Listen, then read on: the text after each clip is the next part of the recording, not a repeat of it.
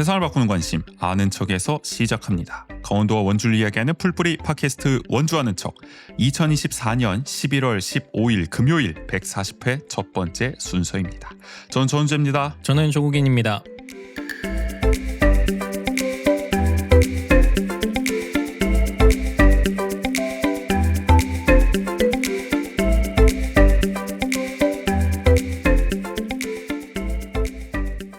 이렇게 따뜻한 수능 주간이 있었나 싶은 11월 둘째 주에 인사드리는 원주 아는 척입니다. 그러니까요. 기후위기를 실감하게 되어 있을 때마다 뭐 기사 보니까 역대 가장 따뜻한 수능이다 뭐 이런 얘기가 나오기도 하더라고요. 항상 수능 때는 패딩을 입었던 맞아요. 기억인데 좀 추워가지고 사실 교문 앞에서 맞아요. 이렇게 추위에 네. 떨면서 이제 어떻게 보면 선배들을 응원하는 후배들의 모습 이런 게 전형적인 이 수능 날의 풍경 아니겠습니까? 네네. 이번에는 뭐 그렇게 패딩을 꺼낼 일이 없는 그쵸? 수능이 되고 네. 있는 것 같아요. 그 지난주에는 또 아주 서울 광장들이 시끄러웠는데 저는 이제 전국 노동자대회를 다녀왔는데 제가 코트도 아니야 그냥 점퍼 같은 거 하나 입고 왔는데 더워가지고 그냥 진짜 이 옷차림만으로만 있었어요. 점퍼 벗고 그냥 안에 입은 상의 하나로만. 맞아요. 이게 또 해 있고 없고 이게 맞아요. 차이가 많이 나가지고. 근데 가셨던 분들이 보통 전노대 그런 전국 노동자 대회 하면은 정말 두꺼운 패딩 입고 추워가지고 저 핫팩 끌어안고 막 이랬던 게 일상이었는데 올해는 진짜 덥다 거의 맞아요. 있다 보면 사람들 사이에서 그러니까 정말 날씨가 달라졌다. 올해가 역대 가장 더운 해 중 하나가 아닐까 싶은 생각도 들어요. 그래서 그런지 반개리 은행나무도 떨어진다 하는데 네. 아직까지 잘 버티고 있습니까? 네. 이번 주도 괜찮습니까? 제가 그 며칠 전에 다녀왔는데 아직 그래도 꽤 있더라고요. 이제 떨어지기 시작하는 것 같긴 한데. 맞아요. 왜냐면 연세대도 금방 다 떨어졌거든요. 맞아요. 그러니까 아마 이번 주가 이제 고비가 되지 않을까 네. 싶은 생각이 들고 아직 못 가신 분들은 마지막 기회니까 꼭 한번 다녀오시도록 하고요. 반기리 은행나무. 오랜만에 구글 폼으로 보내주신 의견 읽어볼게요. 구인 씨가 한번 읽어주시죠. 네, 타이거 밤밤님이 보내주셨는데요. 안녕하세요. 원주에 대한 이야기를 재미있게 보고 있습니다. 문득 궁금한 점이 원주의 도시계획입니다. 혁신도시, 기업도시를 서로 인접하게 개발하지 않고 혁신도시는 방곡동에, 기업도시는 지정면에 서로 멀리 떨어지게 개발했을까요? 서로 인접해서 개발되었다면 시너지 효과가 더 컸을 것 같은데 그 점이 궁금했습니다. 원주에 대한 유익한 소식과 이야기 항상 감사합니다. 그냥 즉각적으로 드는 생각은 기업 도시가 서울이랑 가까우니까. 우리의 이제 서쪽에 있으니까 가장. 그리고 광주 원주 고속도로랑도 붙어 있고. 네네. 그러면 교통 때문이 아닐까요? 수도권가에? 그러니까 기업들이 어쨌든 지방으로 이전을 하려면은 얼마나 이제 서울과의 이동 편의성이 좋으냐, 접근성이 맞아요. 좋으냐를 네. 많이 보니까 그런 점에서 지정면을 잡지 않았을까 싶은 생각이 그냥 즉각적으로 드는데요. 그렇죠. 그리고 아마 혁신도시의 개발 자체가 꼭 혁신도시 때문이 아니더라도 그 방곡동 인근의 개발 계획이 이미 있었기 때문에 1차적으로 혁신도시를 추진하는 과정에서는 그곳에 이제 위치했고, 그리고 근데 기업도시만큼의 또 그 부지나 이런 걸 확보하기에는 혁신도시에 있는 방곡동은 혁신도시만으로도 좀 한계가 있었기 때문에. 그렇죠. 네. 우리 총선 시즌 때 송기현 의원이 그 출연에서도 이야기를 했죠. 그러니까 우리 원주 지금 강원 원주 혁신도시 자체 부지가 큰 편이 아니다. 네네. 그러다 보니까 사실 혁신도시와 연계한 산업 클러스터를 조성하기가 어렵다. 기업을 유치하기가 어렵다. 지금 방곡동에 나온 얘기죠. 그 주변에 또 절대농지 규제들도 걸려 있기 때문에 맞아요. 그러다 보니까 이게 기업을 위한 대규모의 산업 용지를 구축하기는 어려울 수가 있다. 그러니까 기업 도시의 목표는 그건 거잖아요.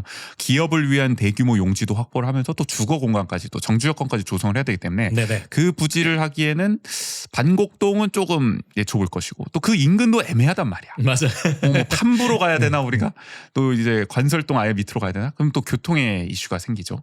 서울과 점점 또 먼 지역이니까 이제 남쪽 동남쪽으로 갈수록 그러다 보니 또 오른쪽엔 또 치악산도 있고. 그렇죠. 그러다 보니 이제 서쪽에 탁 트여 있다 그래가지고 섬광도 있고 약간 또 이렇게 지정면 쪽으로 좀 가지 않았을까. 기업 도시를 그쪽으로 선택하지 않았을까 하는 생각을 해봅니다. 그렇다고 근데 혁신도시 자체를 처음부터 지정면에 가기에는 이 방곡동을 개발하겠다라는 계획이 그렇죠. 있어서 방곡동을 개발해야 된다는 건 명확한 뭐 중축장 부지도 있었고 예비군 훈련장도 이전하는 것도 맞아요. 있었고 여러 네. 계획들이 잡혀 있었기 때문에 그러다 보니 이제 병행 발전 그리고 사실 이제 이렇게 행정을 하는 사람들 입장에서도 여기도 발전시키고 저기도 발전시키고 우리 또 저 서쪽도 낙후됐다고 하니까 그쪽도 그쵸. 발전시켜주면 네. 더 좋고 여러 가지 정무적인 고려도 있지 않았을까 싶은 생각도 들고요.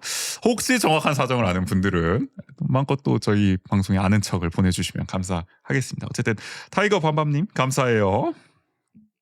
한편 저희가 2주 전에 광고했었던 프로그램이 있죠. 단편 영화 한 편을 깊이 있게 탐구하는 특별한 프로그램 강원 시네마실 짧지만 깊은 이야기 지금 한창 진행 중인데 실제로 저희 방송을 듣고 참여한 분이 계시다고 네. 사장님께서 후일담을 전해주셨습니다. 그래서 광고 효과가 있었다. 그래도 감사한 마음이 들고요. 아직 한 회차가 남았습니다. 다음 주 금요일 22일 이유진 감독의 2부 자리가 이제 상영회와 함께 또 GV가 예정돼 있거든요. 마지막이니까 이거 한번 놓치지 말고 꼭 가보시기를 네네. 광고를 또 해보겠습니다. 2부 자리는 뭐 잠깐 소개해드리면은 아빠가 세상을 떠난 혜영과 아빠가 재혼하려고 하는 은지가 서로를 위로하면서 아버지의 부재라는 상황을 공유하는 이 사촌 자매의 잔잔한 성장을 다룬 이제 가족 영화거든요. 이런 주제 또 좋아하시는 분들 맞아요. 많이 계시기 때문에 네. 한번 가서 또 감독님 이야기도 듣고 대화도 나누면 좋을 것 같아요. 올해 전주국제영화제 단편 경쟁 부문 선정된 작품성을 또 인정받은 영화이기도 합니다. 11월 22일 금요일 오후 7시 30분에 하니까요.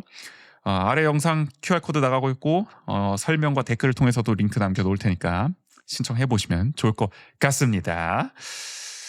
오늘 원주하는 척은 원주통신과 대신 전해드립니다. 준비되어 있어요. 140회 1부 본격적으로 시작해볼게요.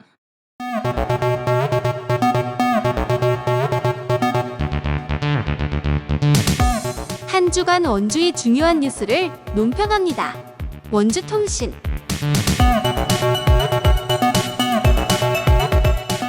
원주통신 첫 번째, 우리 경제 도시를 표방하는 원광수 시정은 산업단지 조성에 굉장히 공을 들이고 있죠. 대표적으로 지지부진하던 불온 일반 산업단지 착공을 15년 만에 이끌었다. 네. 대대적으로 강조를 하기도 했습니다. 여기서 여기에 이제 접근성을 위해서 그동안 이제 비용 부담이 난제였던 불온 IC도 우리 시 예산 441억 원을 투입하는 과감한 결단으로 지금 한창 추진을 하고 있죠. 원래는 이게 국도비를 얼마나 받느냐 마느냐를 두고 굉장히 지지부진하게 논의가 이어졌었는데 맞아요. 그냥 10이 때려 박겠다. 간단하게 그냥 해버리겠다 해가지고 불온 IC까지도 지금 같이 추진이 되고 있는 상황입니다. 그래서 그 결실을 맺은 걸까요? 불온 일반 산단이 얼마 전에 기회발전 특구로 지정됐습니다. 산업통상자원부가 발표를 했는데 네네. 기회발전 특구는 지방으로 이전하거나 창업하는 기업에게 세제, 규제 완화, 정주 여건 개선 등 다양한 혜택을 주는 제도입니다. 하여간 특구니까 좋은 거 맞아요. 네. 해준다는 거예요. 비수도권의 투자를 유도하려는 취지인데 대표적으로 세금 깎아주는 게 많습니다. 법인세를 처음 5년간은 100%, 이후 2년간은 50% 감면해주고요. 사업용 부동산 재산세도 처음 5년간 100%, 이후 5년간 50% 깎아주는 파격적인 혜택을 주고 있다. 여기 오기만 하면은 다 깎아드립니다. 기업 오시기만 하십시오. 불온 산단으로. 이런 취지의 이제 제도라고 할 수가 있는 거죠. 아니 법인세 5년간 100%는 진짜 큰 혜택인 거죠. 그렇죠. 네. 우리 기업들도 난리 아닙니까? 이 법인세 맞아요. 부담된다고. 다 깎아드립니다. 프리 지역입니다. 그러니까 정부는 앞으로 이제 규제 특례와 함께 기업 상속 공제도 확대하겠다. 상속세도 난리나지 상속세 없애야 된다 이런 얘기도 하시는 분들도 계신데요. 상속 공제까지 화끈하게 해주겠다. 이런 것도 추진 중이고요. 또 정주 여건 개선을 위해서 민영주택 특별 공급도 추진할 계획이다. 국토부와 함께 이런 기회발전 특구에 대한 지원책들 떡밥을 지금 뿌리고 있는 상황입니다. 네네. 정부도. 또 맞춤형 인력 양성 사업도 진행한다고 하니까 그러니까 기업이 여기에 오기만 하면은 노동자들을 위한 이 정주 여건도 제공을 해줘. 또 이 기업에 맞는 어떤 노동자도 양성을 해줘. 다 떠먹여 준다. 이렇게 볼 수가 있는 거죠. 청사진대로만 진행된다면 이 불온 산단 개발에 더 탄력이 붙을 전망입니다. 지금 불온 일반 산단에는 2차 전지, 반도체, 의료기기 융합 등 9개 기업이 2,919억 원을 투자할 예정입니다. 물론 삽을 뜨기 전까지는 모르겠지만 이렇게 투자 협약은 돼 있어요. 근데 이번에 특구까지 지정이 됐으니까 이걸 계기로 더 활발한 투자가 이어질지 기대가 되고 궁금합니다. 원주시 정부는 이곳에 반도체 소부장 어떻게 보면 거점 역할을 좀 맡길 생각인 것 같아요. 이 불온 산단에. 그래서 그런지 그 기회발전 특구를 발표하면서 배터리 부문 맞아요. 이렇게도 같이 돼 2차 있긴 전지가 하더라고요. 사실은 네. 어떻게 보면 특화돼 있는 산단으로 신청을 한 것 같아요. 이 기회발전 특구를. 그리고 지금 부론산단에는 반도체 소모품 실증센터, 반도체 신뢰성 검증센터를 조성할 예정이죠. 그러니까 반도체 관련해서 뭐 이렇게 검사를 할 수 있는 네네. 기관들 들어설 예정입니다. 그래서 반도체 관련한 어떤 추가 기업 유치가 가능할지도 궁금한 상황이고요. 최근에 1,000억 원대 2차 전지 제조 공장 설립을 협상 중이라고 해요. 잘만 되면은 뭐 내년 상반기에 착공할 수도 있다고 하는데 오. 요게 실현이 된다면은 어떻게 보면 큰 성과라고 할 수가 그쵸. 있죠. 아마 네. 원강수 시정 들어서 가장 큰 규모의. 대대적으로 네. 좀 이게 홍보할 만한 실적이 되지 않을까 싶은 생각도 드는데 역시나 첫 삽을 뜨기 전까지는 모른다. 어쨌든 뭐 이렇게 기반은 착착 갖춰 나가고 있는 모양새기는 맞아요. 합니다. 부론 네. 산단 관련해서는 기회발전 특구까지 되기 때문에. 결국 지금 일반 산단이거든요. 이거는 지정이 된 거는. 근데 일반 산단이 개발돼야 결국에는 국가 산단도 추진이 가능합니다. 그렇죠. 국가 산단 지금 얘기도 안 나오고 못 나오고 있어요. 지금 이게 일반 산단도 안 됐기 때문에 지금 예비 지정 상태죠. 근데 뭐 아시겠지만은 윤석열 대통령이 후보 시절이었나 당선인 시절이었나 그 군대에 있어가지고 정확히 기억이 안 나네 제가. 아무튼 그때 이제 부론 산단 방문해가지고 맞아요. 네. 국가 산단까지 내가 막 책임지겠다 약간 이런 식으로 얘기하고 갔잖아요. 그래서 이 정부 내에서는 뭔가 이루어져야 할 텐데. 보면 이제 LH는 일반 산단이 분양 완판돼야 국가 산단의 수요를 재조사해서 그걸 바탕으로 이제 개발을 하겠다는 입장이거든요. 그러니까 이건 아직도 시간이 오래 걸릴 거야. 지금 부론 산단 이제 삽뜨기 시작했는데 거기 이제 실적 보고 네. 국가 산단 개발하려 그러면은 글쎄요, 뭐 거의 치악산 케이블카가 맞먹는 시기에 개발이 되지 않을까. 한참 지나서야 개발될 것 같다는 생각이 들고요. 다만 국가 산단은 지금 개발이 되더라도 수도법, 한강수계법, 물환경보전법 등 지금 3중 환경 규제를 받고 있거든요. 네네. 어느 기업에 올 수 있을까? 이 규제가 있는 한. 특히 반도체는 못 옵니다. 맞아요. 매번 지금 네. 물환경 규제 걸려버리기 때문에 공장 설립이 쉽지 않은 상황이다. 그래서 우리 윤석열 대통령께서는 약간 뭐 책임지고 국가산단 개발까지 할 것처럼 얘기하셨으니까 이 규제까지 다 풀어줄 것인지 규제를 풀어줘야 사실은 이 국가산단으로서 제 기능을 할 수 있다는 게 지금 원주시 정부, 강원도 정부 입장인 거거든요. 맞아요. 그 이것 때문에 그 강원특별자치도 그 특례법에도 계속 이걸 넣으려고 하는 거잖아요.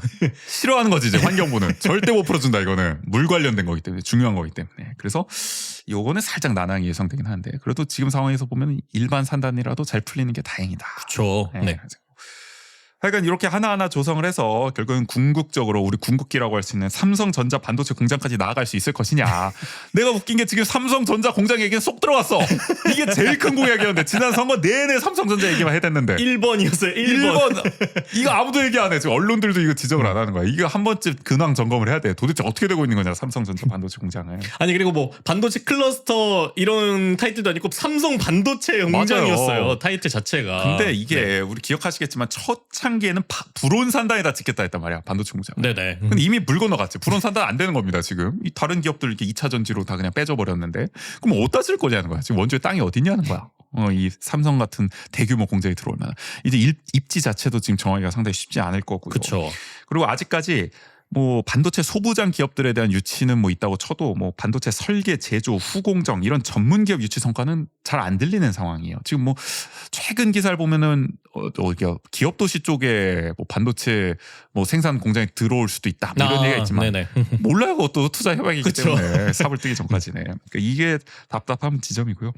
그리고 반도체 할 때 들어가는 뭐 용수라든지 전력 공급을 위해서 1조 8,671억 원을 들여서 지금 기반 시설을 조성해야 하는데 지금 도청도 지을 수 있는지 많은지 지금 뭐 빚이 뭐 엄청나가지고 그런 판국에 과연 이 1조 원, 2조 원에 육박하는 돈을 들여서 기반 시설 지을 수 있겠느냐. 그러니까요. 사업성이 과연 그만큼 나오겠느냐라는 생각이 들기도 하는 거고요. 게다가 정부 같은 경우도 화천댐 용수를 원래는 이 강원도 입장에서는 반도체 클러스터에 쓰고 싶은데 원주에 있는 중앙정부는 지금 용인 반도체 클러스터에 쓰겠다고 하고 있잖아요. 네네. 화천댐 물을. 그러면은 우리는 물이 없는 거지. 그리고 양구댐까지 지금 짓겠다고 하고 있는데 용인에 물 되겠다고. 용인에다가 지금 물 몰아줘, 전기 몰아줘 이러고 있는데 강원도랑 원주만 지금 우리는 물과 전기가 있으니까 원주가 유리합니다. 이러고 있는 거예요. 정부랑 너무 지금 엇박자를 내고 있는 거죠. 이런 상황에서 과연 삼성전자 반도체 공장 가능하겠느냐. 그러니까 맨날 하는 얘기지만. 만약에 그렇다고 하더라도 그러면 더 짓거나 더 필요한 건데 그걸 또 어디에다 찍히는 그러니까 거죠? 우리가 뭐 불온 네. 일반 산다는 뭐 좋은 소식이라고 할 수 있습니다. 여러 가지로 이런 뭐 기반 시설 조성해 가는 작업들은 있는데 뭐 실증 센터도 짓고 뭐 인력 양성하는 뭐 저 학교 같은 것도 네네. 짓고. 근데 다만 삼성전자 반도체 공장과 관련한 기반 조성은 지금 아직까지 소식이 없다. 맞아요. 이 점은 네. 지적을 하고 넘어가야 할 것 같아요. 게다가 삼성전자도 지금 아리백을 해야 되는 상황인데 우리가 지금 재생에너지로 전력을 생산하고 다닌 상황에서 지금 화력 발전인데 지금 디립다 지금 동해안에서 끌고 오는 게 어떻게 아리백을 또 채우겠다는 건지 말은 많은데 그거에 대한 계획은 잘 안 보이는 상황입니다. 그나저나 또 특구 관련해서 의아한 점이 하나 있어요. 기회발전 특구. 이번에 원주와 함께 강원도에서 강릉, 영월, 동해, 삼척, 홍천이 선정이 됐고요. 전국적으로는 강원도를 비롯해서 광주, 울산, 세종, 충북, 충남 이렇게 6개 시도가 지정이 됐거든요. 나는 특구라 그래서 이제 원주만 지정이 된 거가 있는데 사실 전국에 엄청 많이 지정됐어요. 지금 보면은. 게다가 앞서 6월에는 부산, 전북, 경북, 대구, 대전, 전남, 경남, 제주 이렇게 9개 시도가 선정된 바가 있어서 이거 전국이 다 특구입니다. 이렇게 되니까 사실은. 내가 볼 때는 특구의 가치는 희소성에서 나오는 건데. 그쵸. 네. 이거 너도 나도 이렇게 특구로 지정하면은 우리가 인센티브 주는 효과가 있나? 사실 원주만 지금 법인세 깎아주는 것도 아니고 이렇게 되면은 다른 지역도 다 깎아준다는 건데. 아니, 좀 그러니까 의아하더라고. 아예 대대적으로 법인세 감면이나 이런 걸 못하니까 그냥 아. 전부 다 지역별로 약간 이게 뭐 우회하듯이 약간 그런 게 아닌 이상 네. 지금 뭐 교육발전 특구인가? 그것도 맞아요. 지금 네. 정확한 용어가 생각나네. 아무튼 교육 특구도 있고 지금 기업 특구도 있고 어느 기사를 보니까 이 특구를 다 합치면은 1000개가 넘는데요, 전국에. 특구 거의 뭐 공화국이다 이런 얘기까지 나오고 있는데 한편으로는 뭐 좋은 소식이라고 박수를 보내고 싶긴 합니다만은 얼마나 효용성이 있는지에 대해서는 의문부호가 달린다는 점도 네네. 짚어봐야 할 것 같습니다. 어쨌든 10수년째 지지부진했던 불온 산단이 이제는 정말 이름에 걸맞게 산업단지의 면모를 갖출 수 있을지 지켜볼 필요가 있을 것 같아요. 다음으로 이 앞서 근데 이야기한 이 기회발전 특구 지정 취지를 무색해하는 정책을 중앙에서 윤석열 정부는 펼치는 중입니다. 최근에 서울 서초구를 포함해서 수도권 4곳의 개발 제한구역 그린벨트죠? 요거를 해제하겠다고 발표를 했어요. 네. 공공주택을 지어서 첨단 산업과 연계한 주거산업 복합단지로 만들겠다는 건데 이게 옳은 방향인지 저는 의문이다. 수도권 그린벨트를 해제하면서 지역 균형 발전이 과연 가능할까? 수도권도 발전시키고 지방도 발전시키겠습니다. 말은 좋지만 이게 되냐? 주차장도 짓고 대중교통도 활성화하겠습니다. 그럼요. 네모난 삼각형을 그리겠습니다. 뭐 이거랑 뭐가 다른 건가? 너무 모순적인 정책을 같이 추진하는 느낌이라는 거죠. 뭐 한국은 수도권에 너무 많은 인구가 몰려있어 서울공화국이란 말이 나온다는 사실 다들 알고 계십니다. 그만큼 폐해도 큰 상황이에요. 그래서 인구를 강제적으로 그야말로 뭐 하방을 시켜서라도 비수도권으로 분산해도 모자랄 판인데 이렇게 수도권 그린벨트까지 해제해가면서 공세적으로 택지 개발과 주택 공급에 나선다면은 오히려 비수도권 인구 유출을 가속화할 가능성이 커지겠죠. 그쵸. 수도권이 더 네. 살기 좋아지면 우리 원주에 있던 사람들도 더 수도권으로 나갈 유인이 생기는 거 아닙니까? 강원도도 맞아요. 그렇고 네. 원주 탈 강원이 더 부추길 수밖에 없을 것이다. 그 현상을. 이거는 수도권과 인접한 지역도 마찬가지고 그 충청도 강원도 마찬가지고 네. 일단은. 그다음에 수도권과 먼 지역도 마찬가지인 거잖아요. 그러니까요. 그러니까 네. 서울이 더 흡수하기가 유리해지는 환경이란 걸 누구나 생각할 수가 있는 거고요. 근데 우리 정부는 말이죠. 지역 균형 발전을 강조하고 있단 말이에요. 그래서 앞서 그 기회 발전 특구 같은 비수도권 산업단지 지원 정책도 펼치고 있는 거잖아요. 근데 이렇게 그린벨트 해제해줘. 여기에다가 이제 산업단지랑 연계한 주거 산업 복합 지역을 만들어. 그러면은 결국에는 정책 효과는 크게 반감될 수밖에 없는 거죠. 맞아요. 기껏 비수도권 산업단지 지원했는데 수도권도 좋게 만들어. 이 산업단지 들어줄게. 그러면은 어느 기업이 굳이 지방으로 가겠습니까? 메리트가 없죠. 네. 네. 그러니까 수도권 규제를 도대체 왜 풀어주냐. 그러니까 동시에 이런 정책을 하는 이유가 뭐냐. 그럼 괜히 기회발전 특구하는 꼴이 되는 거죠. 안 그래도 이게 더 문제가 되는 게 뭐냐면은 원래 기회발전 특구는 비수도권을 지원하겠다 맞는 거잖아요. 그쪽으로 기업들 이전하라고. 네네. 근데 최근에 정부가 기회발전 특구 지정 대상을 수도권까지 확대하는 방안을 추진하고 있단 말이에요. 그럼 아예 균형 발전 취지 자체가 무너지는 거예요. 아니 수도권에다가 기회발전 특구를 조성하면은 어느 기업이 지방으로 가겠습니까? 이게 말이 되는 건지 모르겠어요. 물론 아니, 그나마 가까운 그나마 가까운 원주도 이게 올까 말까 고민을 엄청 하잖아요. 맞아요. 기업들이. 그 벽을 네. 못 넘는단 말이야. 경기도와 이 강원도의 벽을. 맞아요. 네. 근데 아예 수도권 안에서 해결을 볼 수 있게 한다면은 너도 나도 수도권을 더 갈 생각을 하겠죠. 물론 수도권 중에서도 인구 감소 지역, 뭐 접경 지역이라고 한정을 하긴 했습니다만은 어쨌든 풀어준다는 것 자체가 상징성이 있다고 저는 생각을 합니다. 그럼요. 지방 이전을 저하하는 원인이 될 것이다. 여기에 뭐 윤석열 정부가 국정 과제로 약속했던 2차 공공기관 비수도권 이전 역시 희망 고문만 난무하고 지금 감감무소식입니다. 이게 저희도 한 2년 전인가 뭐 전에 맞아요. 들었던 것 같은데 그때 뭐 금방 할 것처럼 하더니 결국에는 총선 때문에 못하고 지금 총선 끝나고도 지금 대통령 뭐 지지율 떨어지고 뭐 의정 갈등 생기고 뭐 여러 가지 일 많아지니까 이거 안 하고 있잖아요. 얘기조차도 안 나오는 것 뭐 같은데. 희망 리스트들만 나오고 있어. 막 여기에 한국은행 보내주세요, 산업은행 보내주세요. 막 얘기들만 나오고. 이게 정부 입장에서 얘기가 나오는 건 한마디도 없고 지역에서 그러니까 서로 막 희망만 지금 회로만 굴리고 있는 상황입니다. 그래가지고 사실 이게 결국에는 지방선거 다가올수록 더 추진하기가 어렵거든요. 이거는. 맞아요. 네. 결국에 안 하겠다는 것 같다. 이 정부 내에서는 못할 것 같다. 그렇게 국정과제로 약속을 해놓고서는. 그래서 수도권 그린벨트 해제와 맞물려서 정책 기조가 역행하는 모양새를 계속 보여주고 있는 거죠.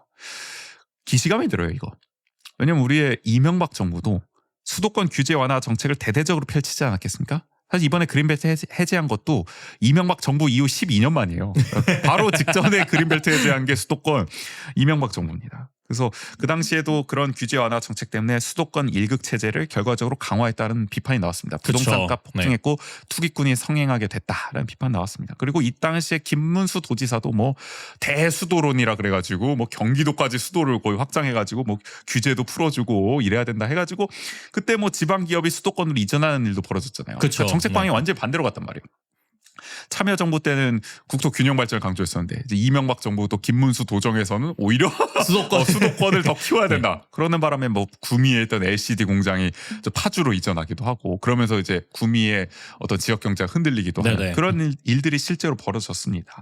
어떻게 보면은 이 균형 발전을 역행하는 정책들이 이 당시에 쏟아졌던 건데 12년 만에 지금 윤석열 정부도 그 전철을 밟고 있는 게 아닌지 좀 걱정이 돼요. 확실히 인사나 이런 것도 그렇고 이명박 정부를 약간 지향하는 그러니까 지금 사실 롤모델로 삼는 댐 짓는 것도 그 이명박 정부 때 인사들이 많이 참여하고 있거든요. 그 4대강 전문가라고 하는 사람들이 이런 데서도 깨알같이 등장을 하신단 말이에요. 그 아젠다들이 의아합니다. 윤석열 대통령은 이렇게 말씀을 하세요. 우리 정부는 지방시대 정부다. 그래서 하는 걸 보면은 뭐 진정성이 하나도 안 느껴지잖아요. 그러니까요. 말로만 계속 뭐 지방시대 하면 뭐가 합니까? 그러니까 이명박 정부 때보다 오히려 지금 불균형이 더 심해진 상황 아니겠습니까? 오히려 지금 서울이 인구를 더 많이 빨아들였고 서울공화국이 그때보다 12년 전보다 더 심해진 상황인데 정책 기조를 오히려 여기서 더 역행을 해버린다. 이게 대한민국에 앞으로 미칠 영향을 과연 고려를 하고 있는 건지 그렇죠. 의문일 따름이에요. 지금 이런 현실이 있기 때문에 훨씬 더 강하게 지방 이전 정책이나 아니면 지방을 더 강화해주는 정책들을 취해도 그런 효과가 얼마큼 나타날지 의문인 건데. 그게 저출생 문제랑 똑같은 건데 네네. 아직도 심각성을 못 느끼고 이런 정책을 펼치고 있다. 그러니까 수도권 그린벨트 해제 때문에 지방은 우는 상황이다라는 점 이야기 나눠봤고요. 마지막은 버스 얘기해볼게요. 정선 농어촌 버스가 경영 서비스 평가에서 2년 연속 강원도 1위를 차지했습니다. 강원도 시외버스 6개 업체, 시내 농어촌 버스 19개 업체, 터미널 7개소를 대상으로 평가한 결과인데 정선은 생활권 중심 버스 노선과 이용시간 조정, 또 주요 관광지 연결 확대, 실시간 도착 정보 제공, 승차별 서비스가 좋은 점수를 받았습니다. 경영 서비스 평가, 우수 시책 등 주요 부문 1위를 휩쓸면서 종합순위 1위에 올라 인센티브 3천만 원까지 따냈는데 우리가 주목할 점은 뭐 일단 뭐 축하드리고 다만 이제 정선이 어떻게 이런 평가를 받을 수 있었느냐 그 비결을 좀 살펴보려고 하는데 뭐 여러 가지 이유가 있겠지만 저는 이거인 것 같아요. 정선군 정부는 2020년 6월부터 강원도 최초로 완전 공영제로 버스를 운영 중입니다. 네네. 덕분에 이윤보다 주민 편의를 우선하는 서비스가 가능하죠. 이거는 저희가 일전에 실컷 얘기했던 그 버스 특집편을 또 살펴보시면 알 수 있을 텐데 민영제는 어쨌든 기본적으로 민간 이제 기업들이 운영을 하니까 이윤을 내야 되잖아요. 그렇죠. 기업의 최우선 목표 우리가 배우는 그러니까 이윤을 우선하는 어떤 경영을 할 수밖에 없습니다. 그러니까 뭐 적자 노선 같은 경우에는 운행을 잘 안 하려고 그렇고 뭔가 정비 업무에 소홀한 경우도 생기기도 하고 그리고 이제 기사들이 뭐 저임금에 시달리는 경우도 있고. 네네. 근데 이제 공영제를 할 경우에는 이런 문제들이 조금 해소가 되겠죠. 맞아요. 좀 더 주민 편의, 공공성을 강화하는 정책 추진이 가능한 거고요. 그리고 거기에 맞춰서 노선을 바꾸거나 이런 것들도 충분히 좀 더 유연하게 맞아요. 대응할 수 있는 점이 있고요. 굳이 이윤을 따라갈 필요가 없는 거죠. 노선을 네네. 정할 때도. 실제로 정선 버스는 65세 이상과 학생 등 승객 80%가 무료로 버스를 이용할 수 있다고 합니다. 그만큼 공공성이 강합니다. 그러니까 웬만한 사람은 다 공짜로 버스 타고 있다. 그러니까요. 대단한 거죠. 그리고 운행 대수도 22대에서 35대로 늘었고요. 노선도 66개에서 77개로 늘었다고 합니다. 그러니까 공영제 이후에 이렇게 어떻게 보면 버스도 증차가 되고 노선도 더 확대가 되고 주민 편의를 고려한 결정들이 이루어졌다. 덕분에 버스 이용 승객도요 민영제 시절 대비 155% 늘었다고 합니다. 그러니까 정책적 효과를 톡톡히 보고 있는 거죠. 그러니까 확실히 버스가 편해지고 저렴해지면은 사람들은 이용하려고 한다는 거죠. 그렇죠. 네. 그러니까 지금 버스 이용 안 한다고 그래서 개선할 필요가 없다? 이거는 앞뒤가 안 맞는 거죠. 버스를 개선하면은 결국 사람들은 뭐 같은 값이면 버스를 타게 될 거다. 네네. 뭐 주차장 얘기할 때도 맨날 하는 소리지만 지금 뭐 사람들 자가용 타니까 자가용 우선하는 정책을 계속 펼쳐야 된다? 그렇게만 하면 한도 끝도 없다는 거죠. 맞아요. 대중교통을 네. 편하게 해서 선택지를 만들었을 때 과연 그때도 사람들이 자가용만 이용할 것이냐. 오히려 자가용이 더 불편한 점이 생길 경우에는 대중교통을 편리하게 했을 때 좋은 선택지가 될 수 있고 대중교통도 이용할 수 있지 않겠느냐. 그런 생각을 하게 되는 거죠. 네네. 그래서 정선군 버스가 2년 연속 경영 서비스 평가 1위에 오른 것도 바로 이런 공영제의 힘이 아닐까 싶은데 안 그래도 전국적으로 공영제 도입을 추진하는 지역이 늘고 있다고 하더라고요. 강원도 양구 같은 경우도 내년 1월부터 공영제로 전환을 하고 요금 전면 무료화 예정입니다. 여기는 다 무료인가 봐요. 지금 보니까. 더 파격적으로. 네. 그래서 이렇게 약간 정선의 영향을 받아서 아마 시행을 하는 게 아닐까 싶고요. 전북 무주 같은 경우도 공영제 논의 중이라고 합니다. 뭐 앞서 전남 신안군 같은 경우가 전국 최초로 이제 공영제를 해서 상당한 경제적 파급 효과를 봤다라는 용역 결과가 나오기도 했었는데 그런 점들이 좀 벤치마킹 사례로 작용을 하는 거 있는 것 같아요. 그러니까 애매하게 준공영제 할 바에는 확실하게 공영제를 하는 게 낫다. 지금 서울 같은 경우도 지금 준공영제 한 지 20년 됐는데 뭐 난리가 나지 않습니까? 지금 뭐 3억 건대 먹잇감이 돼가지고 이 얘기 저번에 엄청 길게 했는데 그러니까 괜히 준공영제 어설프게 했다가 공공성을 더 해치고 돈만 빠져나가는 꼴이 될 수도 있으니까 그럴 바에는 좀 돈은 훨씬 많이 들더라도 공영제를 하는 것이 시민들을 위해서 공공성을 위해서는 더 합리적인 선택일 수 있다라는 점을 이런 사례들이 보여주는 게 아닐까 싶습니다. 그리고 어쨌든 이제 시간이 지날수록 공영제로 전환하기 위해서 들여야 되는 자원은 더 늘어날 수밖에 없는 그렇죠. 거잖아요. 물가나 지금이 뭐 이런 가장 걸. 싼 값일 수 있다. 네. 나중에 후회하면 늦는다. 그런 점에서도 이렇게 공영제로 과감히 전환하는 그 지역들이 늘어나는 게 아닐까. 네. 그래서 지금 원주도 시내버스 개편을 추진 중인데 시사하는 바가 좀 커 보여서 이 이야기 마지막으로 해봤습니다. 원주통신이었어요.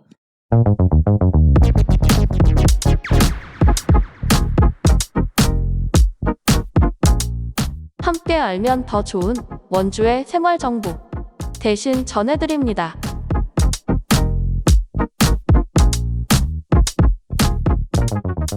대신 전해드립니다. 먼저 첫 번째, 이제 부산까지 1시간대면 갈 수 있습니다. 야, 정말 경이로운 일이에요. 그렇죠. 옛날에 진짜 한번 부산 가려고 했을 때 기차 타고 한 4-5시간 잡았어야 되는데 이제는 원주에서 부산까지 KTX 이음이 뚫린다고 합니다. 12월 21일부터예요. 하루 왕복 6번 운행합니다. 그러니까 편도 3번 있는 겁니다. 쉽게 생각하면. 네네. 부산행 열차는 3번 있다 하루에. 지금은 KTX와 무궁화호를 환승해서 가야 돼요. 보니까 경주역까지는 원주에서 경주역까지는 무궁화호를 타. 그다음에 경주역에서 부산까지 KTX로 갈아타서 가야 돼. 복잡하다 이거야. 그러니까 4시간 걸립니다 지금 가려면. 그렇게 해도 4시간. 4시간이에요? 그렇게 하니까. 근데 이제는 1시간 20분 그것도 환승 없이 직통으로 갈 수가 있다. 맞아요. 길이 새로 뚫렸습니다. 철도가. 그리고 앞으로 강릉과 부산도 KTX 이음으로 연결될 거라는 전망이 나오고 있거든요. 이렇게 되면 정말 강원에서 부산 가는 길이 한결 편해지지 않을까 싶습니다. 네. 제가 얼마 전에 그 원주에서 강릉으로 그 여행을 한 2번 갔다거든요. 기차 타고. 네. 근데 슈아도 그때 기차를 처음 타봤는데 확실히 원주에서 강릉만 하더라도 엄청 편했단 말이에요. 그렇죠. 네. 근데 이제 원주에서 부산 가는 게 지금도 차로 가는 방법밖에 없는데 버스 있긴 하죠. 네네. 그러니까 막 그죠. 버스로 가거나 아니면은 그래서 제가 막 어떻게든 찾아봤어요. 그래도 기차로 갈 수 있는 가장 좋은 방법이 뭘까 했는데 서울로 가서 거기서 기차로 가거나. 그 얘기도 있어. 동탄으로 가서 타는 게 더 빠르다. 아 맞아요. 뭐 오송이나 오송이나 글로 가는 게 빠르다. 근데 오송으로 가도 오송 가는 시간이나 이런 거 해봤을 때 한 3시간 뭐 이 그렇죠. 정도 걸리더라고요. 그래서 1시간 20분이면 진짜 혁명이야, 혁명. 경이혼세. 교통혁명이야, 교통혁명. 이거는. 왜냐면 원주에서 강릉이 뭐 정차는 역에 따라 다르지만 한 50분 정도라고 했을 때 그거 대비 조금만 더 가면 부산이니까. 우리가 강릉 가는 것도 KTX가 뚫리면서 진짜 혁명적으로 줄어든 거잖아요. 맞아요. 원래 네. 거의 뭐 4시간 걸리던 걸 기차 네. 타고 이제 40분, 50분이면 갈 수가 있으니까 부산 가는 것도 이제 확 그렇게 체감이 되지 않을까 싶은 생각이 들고 약간 부산 여행 가시거나 뭐 출장 가실 때 야. 도움이 많이 될 것 같다. 이 하루 3번이 근데 엄청 경쟁률이 치열하지 않을까. 많은 분들이 걱정을 하긴 하시더라고요. 네. 좀 더 늘려주면 좋겠다. 아마 수요가 많으면은 더 증편할 수도 그쵸. 있겠죠. 네. 다음으로 지난번 이야기했던 박건호 음악회 라인업 이번에 확정이 됐습니다. 보니까 송가인 씨가 오시네요. 다행이네요. 기사마다 달라가지고 네. 몰랐는데 라인업 쭉 읽어드리면 송가인, 서른도, 안성훈, 나태주, 김수희, 전영록, 심신, 복지은, 남궁옥분, 임수정, 정다경 씨 이렇게 어떻게 보면 지금 정말 핫한 가수분들도 계시고 맞아요. 또 시대를 정말 풍미했던 가수분들도 계시고 다채롭게 좀 만나볼 수 있는 게 아닐까 싶습니다. 물론 약간 좀 트로트라든지 이쪽 분야에 한정돼 있긴 합니다만 네네. 아무래도 이제 대중음악 이 박건호 이 작사가 지향했던 어떤 그 음악과 좀 맞는 그쵸? 결이 맞는 네. 분들을 좀 라인업으로 구성을 한 것 같아요.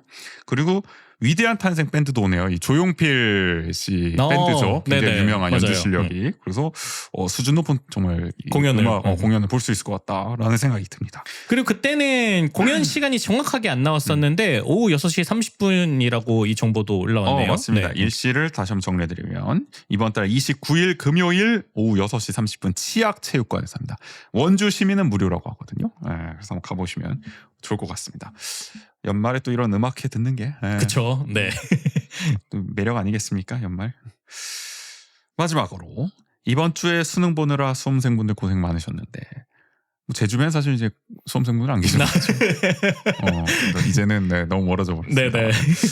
하여간 혹시 주변에 고3 수험생분이 계시거나 저희 방송을 못 듣는 고3 수험생분이 계셨을지 모르겠지만 그렇다면은 무료 영화를 즐길 수 있다는 점 많이 알려주시면 좋을 것 같습니다. 원주 영상미디어센터에서 이달 23일까지 2025학년도 수험생 대상 독립예술영화 무료 관람 행사를 진행합니다.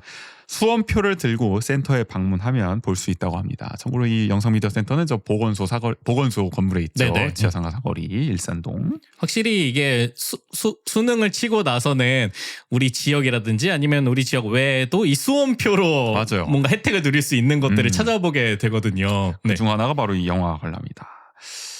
영화 3편을 지금 하고 있더라고요. 먼저 무스티슬라우 체르노 감독의 마리우폴에서의 20일. 이게 이제 올해 아카데미 장편 다큐멘터리를 수상한 작품인데 러시아 우크라이나 전쟁 참상을 기록하기 위한 AP 취재팀의 사투를 담은 영화라고 해요. 네네. 어떻게 보면 전쟁과 좀 평화에 대한 주제의식을 담고 있는 맞아요. 영화다. 그다음에는 이진영 감독의 하와이 연가인데 이건 1902년에 조선 땅을 떠나 미지의 세상인 하와이에 정착한 한민족을 주제로 한 옴니버스 음악 영화예요. 그래서 세계적인 음악가들이 나와서 연주를 막 합니다. 그 하와이에 가서도 연주를 하고 그 선율과 함께 영화 그리고 이 한민족의 삶을 같이 볼 수가 있는 거거든요. 그런 점에서 또 취향에 맞는 분들이 계실 것 같고 이런 영화도. 마지막으로는 조반니 트로일로 감독의 프리다 삶이여 영원하라인데 이거는 이제 뭐 초현실주의 화가로 잘 알려진 멕시코의 프리다 칼로의 파란만장한 생애를 돌아보는 다큐멘터리라고 하더라고요. 저는 프리다 같은 경우는 그 사실 2002년에 나왔던 그 영화가 유명하잖아요. 그렇죠. 그거를 이제 봤던 기억이 나는데 또 다큐멘터리로 보면 또 느낌이 아마 다를 것 같은데 그동안 뭐 잘 알려지지 않았던 어떤 이야기들, 프리다 칼로의 네. 생애들 뭐 그런 게 이제 담긴 실제 현장 모습들 이런 걸 담았다고 하더라고요. 뭐 고향의 모습이라든지 그런 게 궁금하신 분들도 보면 좋을 영화가 아닐까 싶습니다. 이렇게 수능 끝나고 보기 딱 좋은 영화들이 상영을 하고 있으니까요. 되게 세 편이 어쨌든 성격들이 다 다른 작품들이어가지고 아주 진지하고 무겁습니다. 하나같이. 그래서 수능도 끝났는데 마음 편히 이런 무거운 좀 영화 좀 진득하게 한번 봐보시고요. 센터 홈페이지와 네이버 예약으로 사전 예매가 가능하니까 관심 있는 수험생분들은 꼭 참여하시길 바라겠습니다. 여기까지 대신 전해드립니다였어요.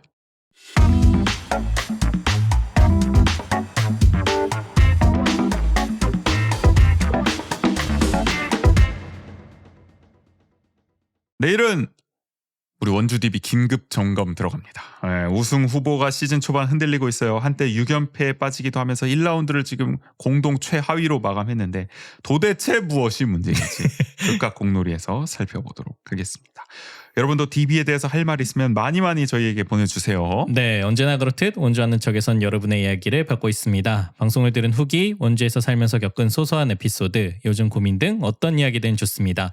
주제와 분량 상관없이 마음껏 보내주세요. 이야기를 보내주실 구글 폼 링크는 영상 설명, 댓글, 저희 SNS에 달아놓겠습니다. 원주하는 척 여러분의 후원으로 운영합니다. 보내주신 소중한 후원금은 저희 방송 제작에 큰 힘이 됩니다.